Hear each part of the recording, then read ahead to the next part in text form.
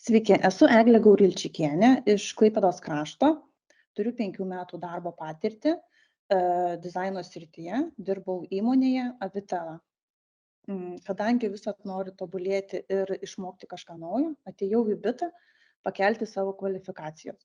Tai šiandien norėčiau Jums pristatyti vieną iš savo projektų Blooms Organic Skincare vizualinį identitetą. Blooms produkto tikslas atskleisti ir pabrėžti moters natūralumą bei savitumą.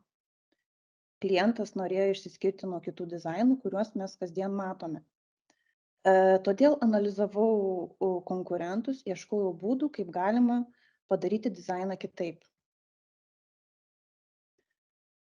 Logotipo idėją sėmiausi būtent iš gamtos. Išsigryninau identiteto spalvas. Tai yra žalios ir natūralios žemės spalvos.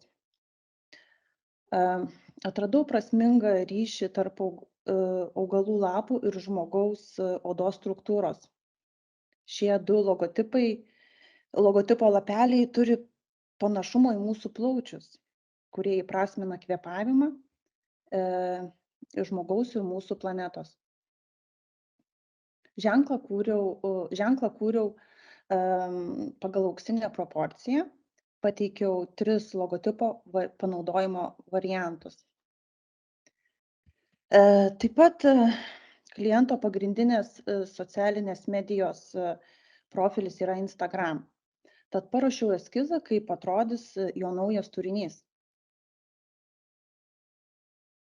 Štai čia pateikiau produkto eskizus bei etikečių dizainą. Ieškojau gaminiams stiklo spalvos ne tik pagal identitetą, bet ir su tikslu apsaugoti kosmetikos gaminius nuo neigiamos šviesos poveikio bei oksidacijos. Sukurtas stiliaus vadovas, kurio pagalba bus kuriamas vientisas produkto atpažįstamumas ir išskirtinumas. Prekės ženklo stiliaus vadovo pagalba perteiktas vientisas įmonės dizaino standartas. Sukurtas stilius padės turinio kūrėjams perduoti auditorijai nuoseklų pranešimą apie prekės ženklą. Taip pat noriu pristatyti elektroninės parduotuvės dizainą.